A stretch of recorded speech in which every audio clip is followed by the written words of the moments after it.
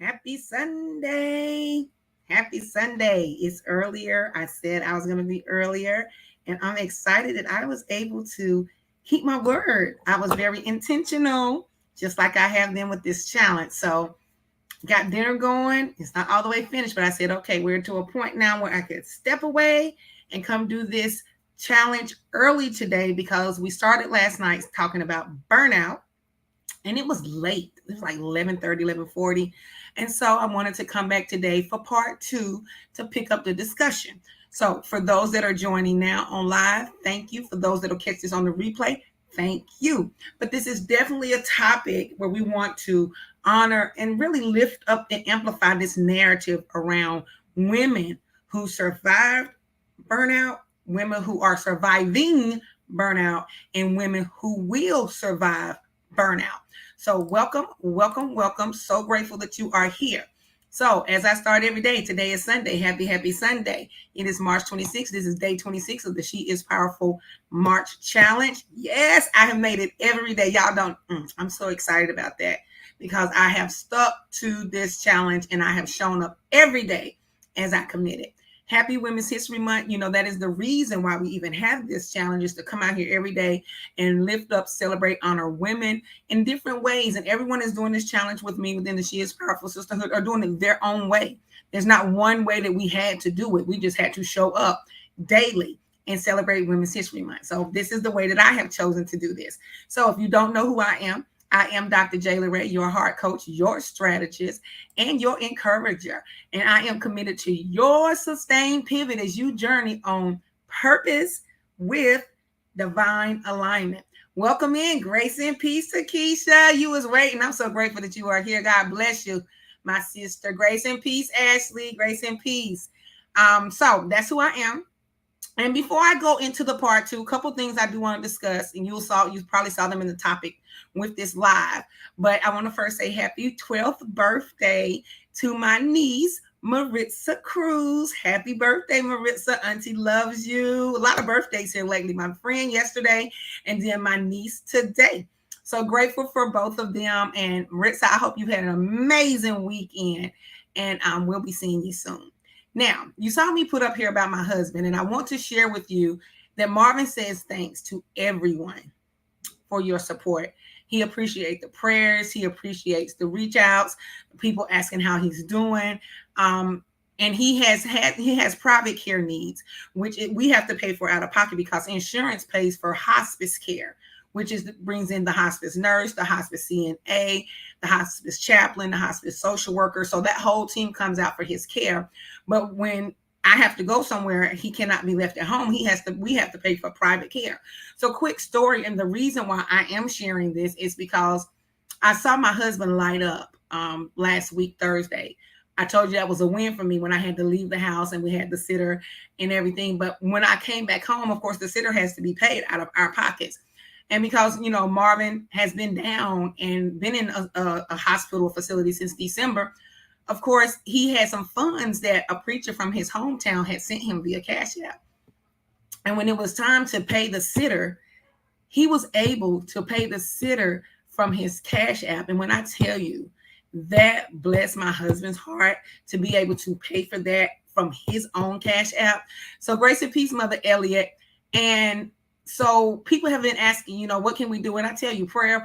But if you want to bless Marvin via the CashApp so that he can continue to experience that feeling of being able to pay the private care provider, whomever it is on that day when we need them, from his CashApp, that will be a blessing to him and me. And also, if you choose to bless him via the CashApp, please, in that 4-line on CashApp, give him a word, a phrase, something positive to feed his soul and his spirit as he journeys through this season. So I did want to lift that up and even share what it was all about.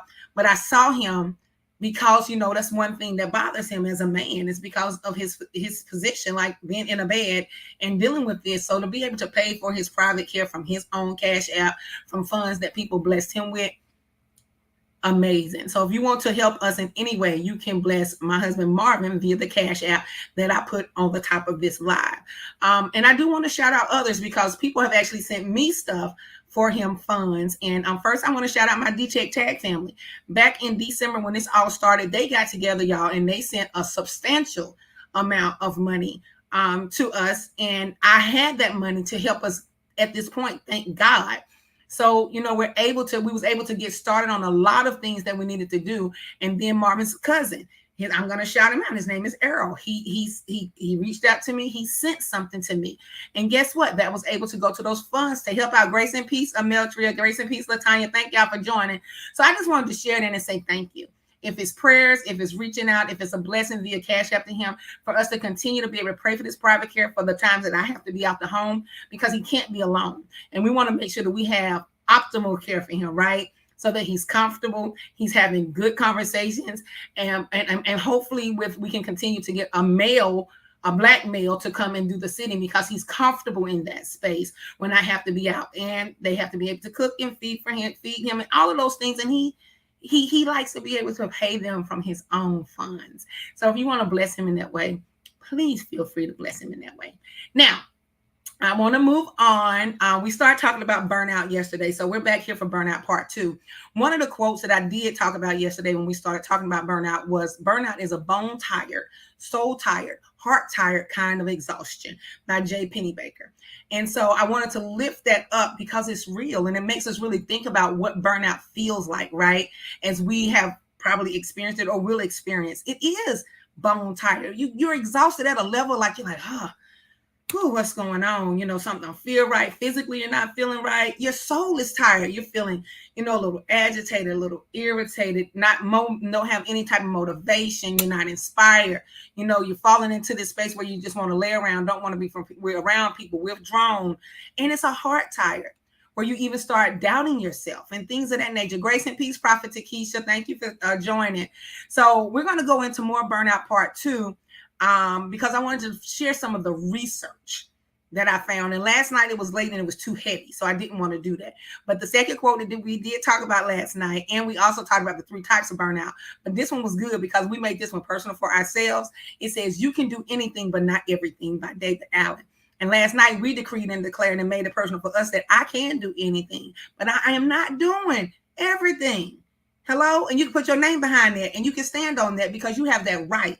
And you're going to learn, as we talk about how to recover from burnout and how to prevent it, different ways to do that, which is creating boundaries, which is a really big part of that.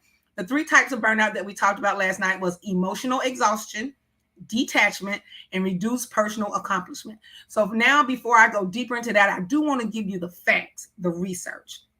Burnout is an advanced degree of stress or fatigue. It occurs when we have experienced stress or fatigue for a longer time. So this burnout comes when you're in this situation. It's not just one day. It's not just 2 days. It's not just 3 days, but it's a longer period of time. So you're in a situation that is drawn out. It's long. Burnout comes from that. And again, I lifted up last night that most people, when they hear the word burnout, they're thinking about, on their jobs only.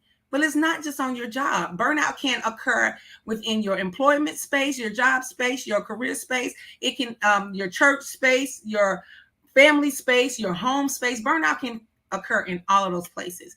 It says, according to a survey by LinkedIn of almost 5,000 Americans, 74% of women said they were very or somewhat stressed for work-related reasons, compared with just 61% of employed male respondents. So the research is showing that women experience more burnout. Okay.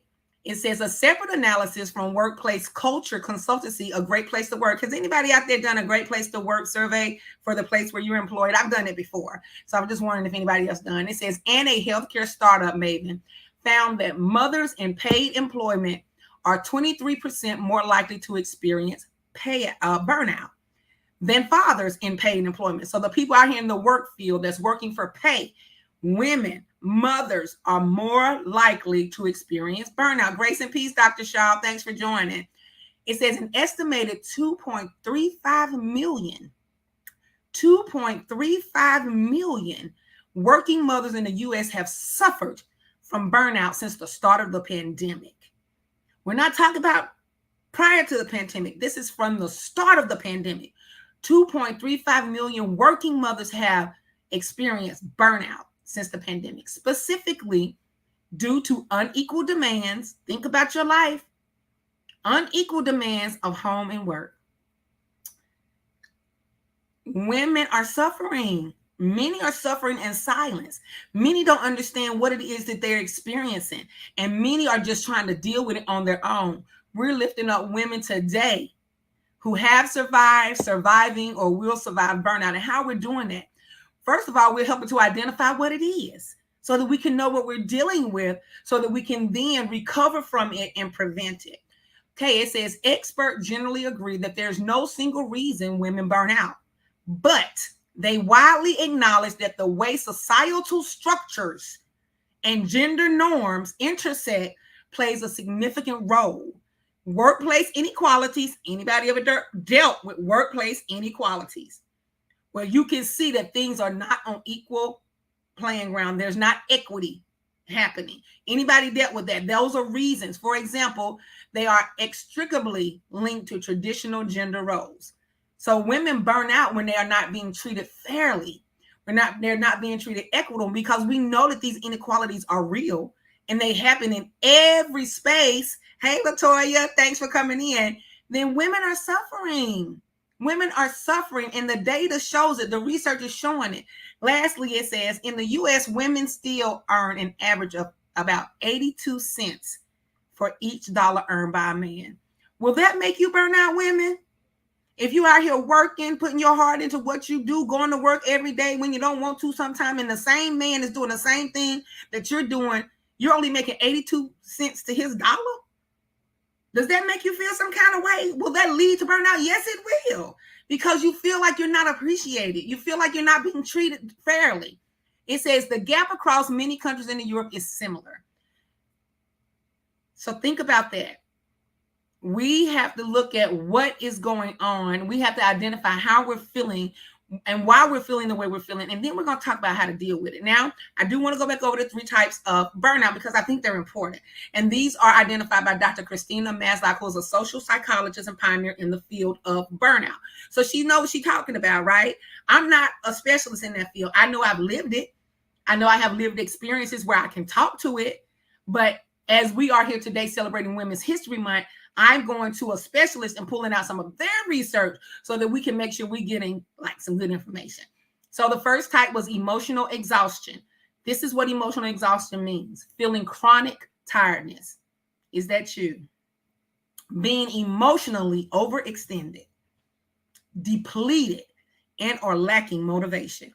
That is emotional exhaustion. That is a type of burnout. I'm helping us today identify where we are in the spaces that we've been, maybe now, and where we may go. The next type of burnout is detachment. Feeling less connected and less invested with work, clients, or bosses. Increased irritability. Anybody out there got that burnout of detachment? This detachment can bleed into home life as well. Grace and peace, Yolanda. Thank you for joining. The third type of burnout is reduced personal accomplishment, feeling less able to recognize and validate your work, lower confidence in yourself, and reduce efficiency in your productivity. Has anybody ever dealt with that type of burnout? Like, I think that's where my burnout shows up the most because I get scatterbrained. I can't focus like I should. You know, I can get done when I need to get done, but I'm not as productive. And I wait to the end, to the last minute to do stuff. So my burnout shows up in that space a lot. And so to be able to identify that has helped me to be able to keep pushing forward, onward, and upward. So I hope that these 3 types of burnout is helping you identify. All right, Latoya said, this is me. Ashley said, yes. Bless you too, Yolanda. So y'all, it says people tend to notice their symptoms, listen to this, after many months, sometimes years of feeling stuck and overwhelmed because burnout creeps up on you. But after we leave here today, it ain't gonna creep up on us because we're gonna be aware and we're gonna be able to identify early, especially if a work environment where burnout is common. We ignore the signs because most of us got to get up and go to that job and got to work, got to make the money to pay the bills, to feed the family, all those things. So you ignore a lot of the signs, thinking they're just part of the job. With thoughtfulness and training, we can learn to notice symptoms suggesting early signs of burnout as early as 2 weeks in and take steps to get more clarity on what we need. Example, more dissatisfaction with our workday. We need to start being able to tune in to know when we're going into a season of burnout. Unable to get activities done easily. Not saying that you're not getting it done, but not getting it done with the ease that you used to do it. Like if you got that clouded mind, right? Those clouded perspectives, that clarity is not there. We got to learn to identify that stuff early. That feeling of being stuck, Ashley, is real. Yes, Yolanda, been there. I think all of us have. And that's why I wanted to lift this up for women during Women's History Month, because we've all been there. Some of us are there right now. And then guess what? As soon as we come out, we may go back in again or face some of those same environmental things that make us go into a space of burnout. So knowledge is power. Sharing the knowledge is more powerful, but applying the knowledge is even more powerful. So I hope that this knowledge today is going to help us as we move forward, because we are women out here doing a lot of things, right? And this little burnout thing, it says it creeps up on you. And we don't need this little booger man burnout to be able to creep up on us. We need to understand what it is so that we can identify it and we can deal with it by recovering and try to prevent what we can. All right. The severity of burnout depends on the duration, the intensity, and the impact it has on your quality of life. Think about your quality of life. Think about the moments that you've been in a space of burnout. Think about how your quality of life changed or shifted. And you know, as women, sometimes we cover this up so well because we are always wanting to show up and do what we need to do. So we end up really suffering in silence. Like we end up putting ourselves in this space alone to deal with this when that's not what we should be doing. We got to learn to identify, but we also got to know our support systems, because see, that's when the Beelzebub, that's what I call that other guy. That's when he can come in and run rampshire in our heads. See, when you're in a space of burnout, you're not as strong spiritually. You're weak. Your blind sides are amplified. So your discernment is probably off in all the things. That's why we have to have a support system, that somewhere where we can have a safe place to speak, talk to people, not worrying about them telling our business or going to say, pray for so-and-so because they're going through so-and-so. You know, that whole thing I posted some weeks ago about people using that gossip to go talk about you to other people, but asking them to pray for you, but they're telling them your business when you ain't ask them to tell you your business. Yeah, that part. All of those things. We got to have safe spaces to be able to go and have that support system. It says, when untreated, burnout can develop into anxiety and depression. When untreated, burnout can turn into anxiety and depression. So it is important to address it when you notice some of the symptoms. And that's why we're talking about the symptoms. That's why we're talking about the research. That's why we're talking about the statistics in regards to women, so that we will be more knowledgeable to be able to identify it so that we can deal with it. We was at God Gifts with Girls the other weekend, the third event. And one of the things that I lift up everywhere is what Jay-Z says, that you can't heal what you don't reveal. Well, how are we going to heal and deal with and recover from burnout if we don't reveal it? How do we reveal it? We got to know what it looks like. We got to know what it feels like. We got to know how to identify when it's coming on. So that's why we're talking about this, women, because this is big for women. The statistics showed us that women suffer from burnout more than men. And we are celebrating those that have made it. And I know that everybody on here has dealt with it in some time or another. Maybe you didn't know it was called burnout, but you dealt with it. So now you can say, oh, that was burnout. Yes, it was. So I tell you, every time I come on here for this challenge, I'm a whole grown woman. I'm a whole grown businesswoman. And I'm a whole grown woman that has survived burnout, surviving burnout, and will survive burnout. And I honor you as well as myself. And I give myself grace, because I'm having to read and learn and understand more so that I can identify and keep moving. Because we know as women, if we go all the way in and start spiraling out, everything connected to us is going to do what? start spiraling out because we carry so much. We lead so much in the home, out of the home, in other places. So women, good evening, Sister Alma. We have to make sure we're understanding. Now, let's shift this discussion. Let's shift this discussion to talk about how to recover and prevent burnout. Here are 3 major things, and I want you to write it down if you can, but remember it. Developing action items. Developing action items. Setting work boundaries. And I would say outside of work boundaries, setting boundaries in the home, setting boundaries where you serve in your faith-based places, setting boundaries where you serve in your civil organizations or community organizations. Set boundaries. Creating a stress reduction list.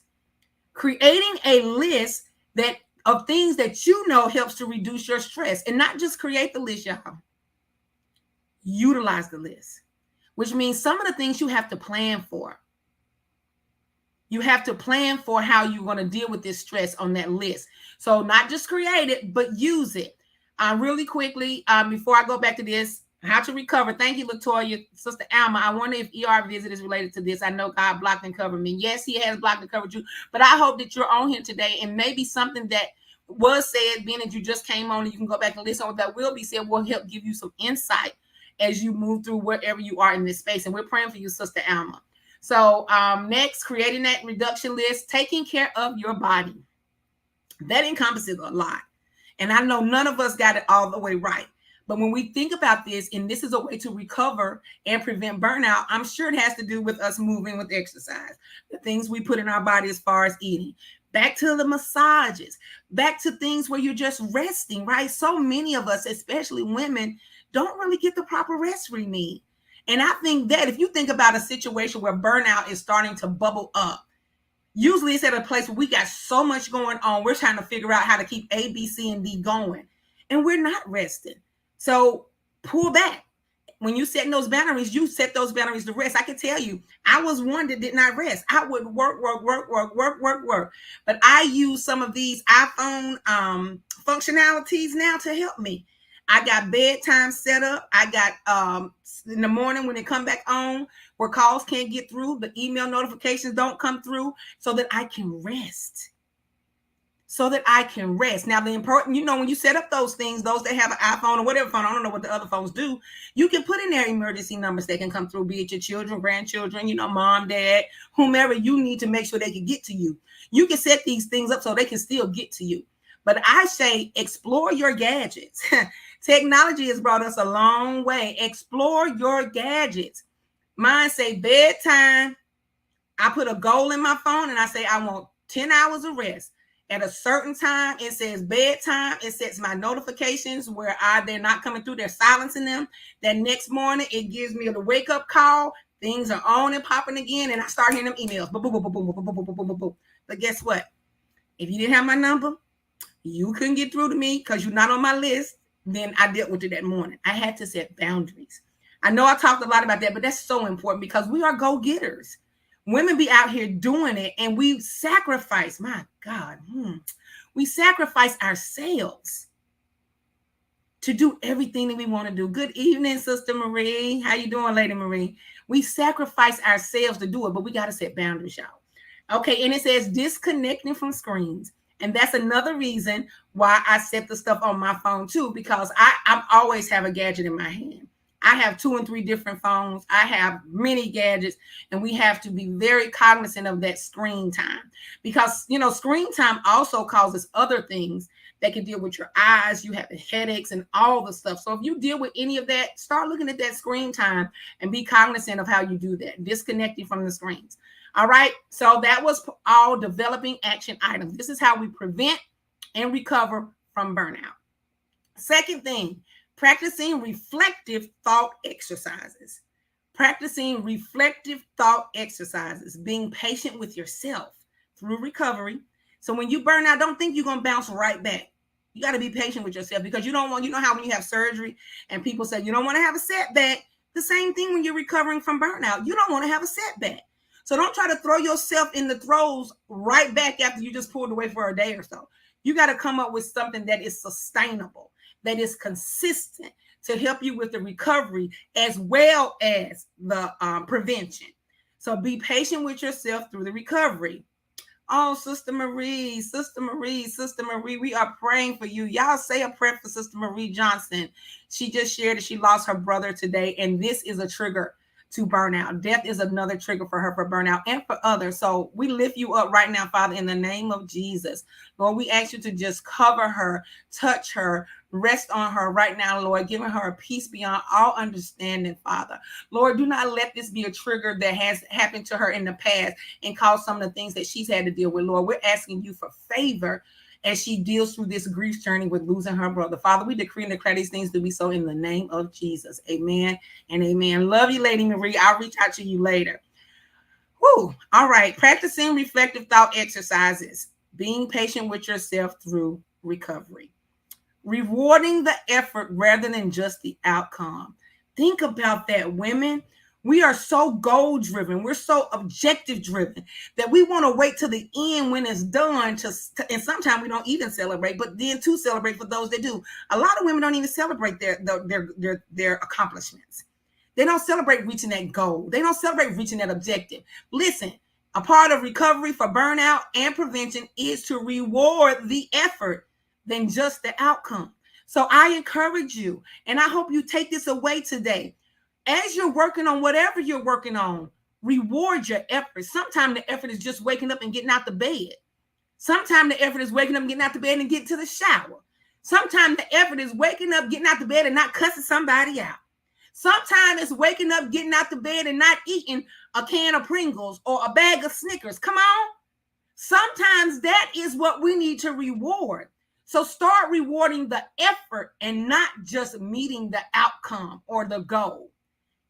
That's how we encourage and recover from burnout. Reward along the way. Reward along the journey. Reward the small wins. Celebrate them and reward your efforts. All right. And it says reflecting on potential systematic problems. So that means you got to take some time to sit and think. Think about the systems at work and how those things can be solved. Think about the systems in the home. Think about other systems and the problems that come up with, and why getting to the root of some of this, right? Like, why did this happen? And what can I do so that that don't happen again? Taking time to reflect. So that's part of reflecting exercises. And then lastly, professional support. Hello, professional support. Women will suffer alone. Women will suffer in silence. Women think that I'm going to pray about this thing and it's going to be okay. And not just women, but we're talking about women today. But guess what? Sometimes we got to pray about that thing. We got to get down on that thing, take it to the altar, but we also got to get professional support. And that's okay. That's okay. It says, while there is no mental health diagnosis for burnout, take note of that. Now it said long terms of burnout untreated can turn into anxiety and depression. This clearly says that there is no mental health diagnosis for burnout. But I think we see the close correlation, right? I think we're smart enough to see that correlation. There is a lot of overlap between burnout, depression, and anxiety. A trained therapist can help guide you through the process of reflection and recovery. So if you're in that space, and even though you're picking up best practices and proven practices here, do not rule out professional support. That is a telltale best practice that's listed here from the professionals that work in this field and are specialists in this field. So again, a trained therapist to help you work through, who can give you deeper, like those reflective practices that can give you deeper and more effective and efficient things to do as you work through your burnout to recover, but also prevent.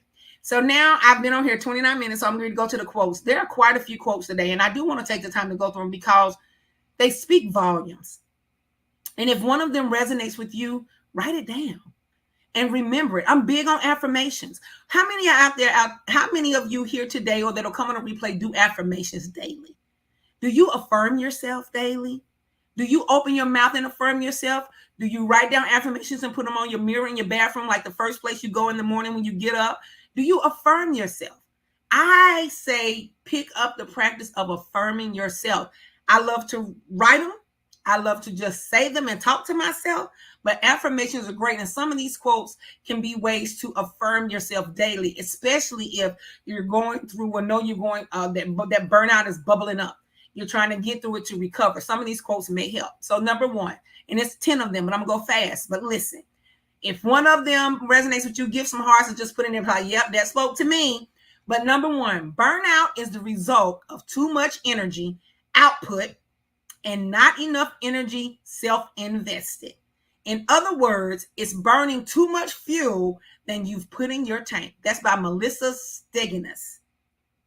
Yes to affirmations. I see that. Yes to affirmations. That right there, that quote talks about you putting out more than you're putting in. What happens when that when you're doing that? You're empty.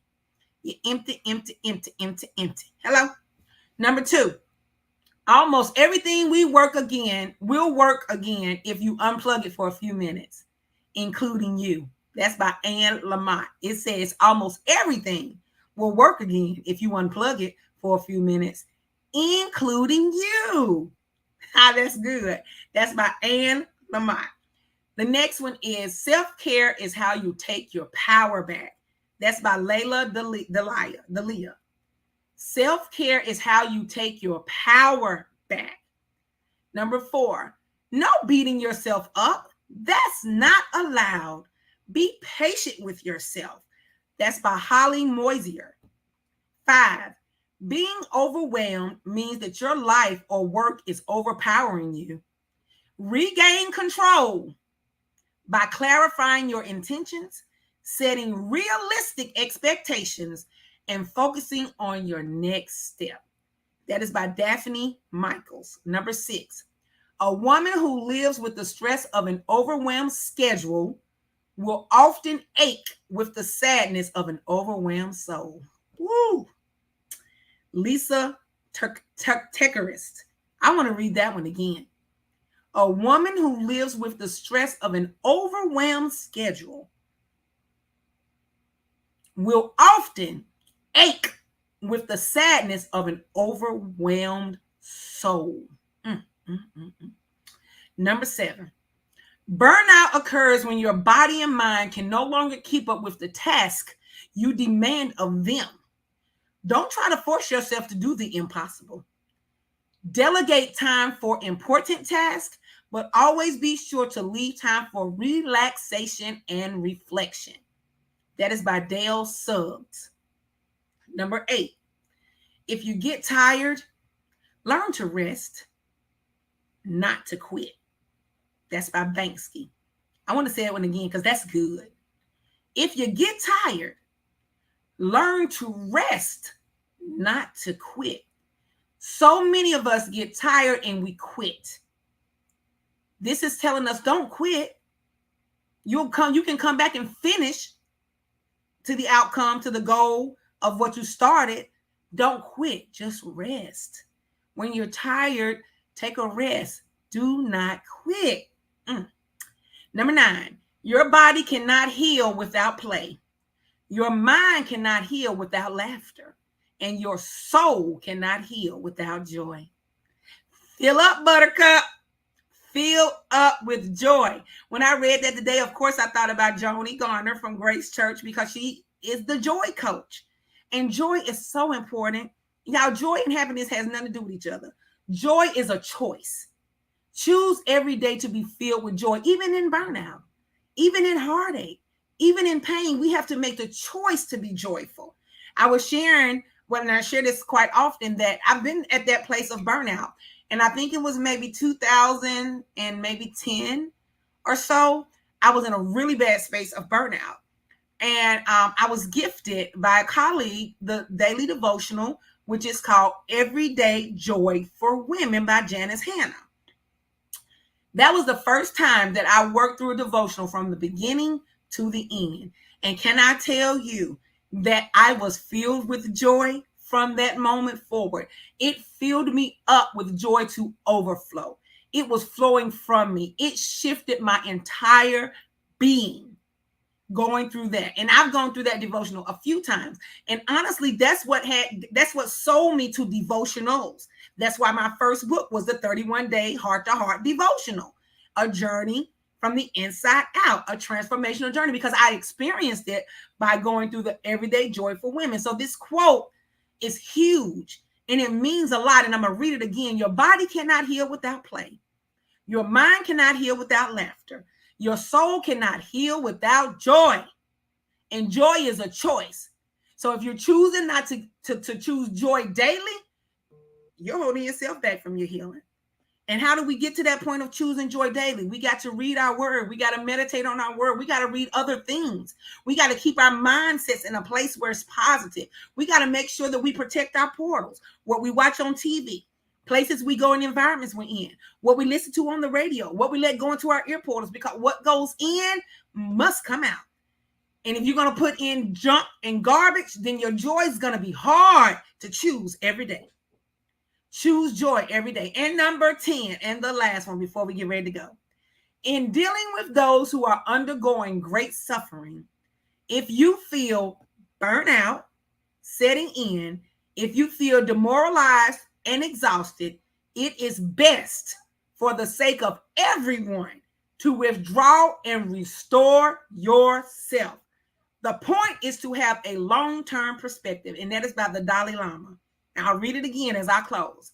In dealing with those who are undergoing great suffering, if you feel burnout setting in, if you feel demoralized and exhausted, and it is best for the sake of everyone to withdraw and restore yourself. The point is to have a long-term perspective. That's by the Dalai Lama. I appreciate you all for coming back for day 2 of Burnout. I hope that you can understand why I chose to cut that thing last night, because it was so late, because this is too important. It was too important to rush through last night.